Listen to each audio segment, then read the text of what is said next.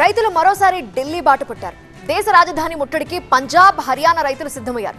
ఇటు రైతులు వెనక్కి తగ్గేది లేదు అంటుంటే అటు పోలీసులు అడుగు ముందుకు పడనివ్వము అంటున్నారు.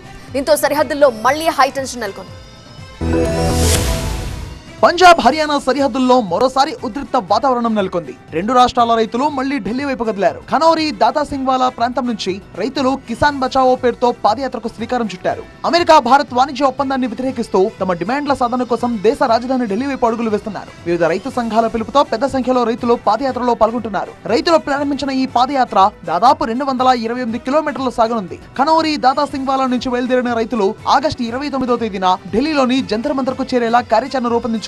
అయితే వారిని ఢిల్లీ వైపు వెళ్లకుండా అడ్డుకునేందుకు హర్యానా పోలీసులు, భద్రతా బలగాలు భారీగా రంగంలోకి దిగాయి. సరిహద్దుల్లోనే వారిని నిలువరించేందుకు భారీ భద్రతా ఏర్పాట్లు చేసింది. ఇటు చూసిన కాంక్రీట్ బ్లాకులు, భారీ బ్యారికేడ్లు, ముళ్ల కంచెలు, ఇనుప బ్యారియర్లు కనిపిస్తున్నాయి. పారామిలిటరీ బలగాలను సైతం భారీగా మోహరించారు. ఢిల్లీ వైపు వెళ్లే మార్గాల్లో భద్రతను మరింత కట్టుదిట్టం చేశారు. రైతులు ఒకవైపు ముందుకు సాగేందుకు ప్రయత్నిస్తుంటే వారిని సరిహద్దుల్లోనే నిలువరించేందుకు పోలీసులు వ్యూహాలు సిద్ధం చేస్తున్నారు. దీంతో పంజాబ్, హర్యానా సరిహద్దుల్లో టెన్షన్ వాతావరణం నెలకొంది. హర్యానా పోలీసులు చేపట్టిన చర్యల నేపథ్యంలో రైతు నాయకులు తమ తదుపరి కార్యాచరణపై నిర్ణయం తీసుకోనున్నారు.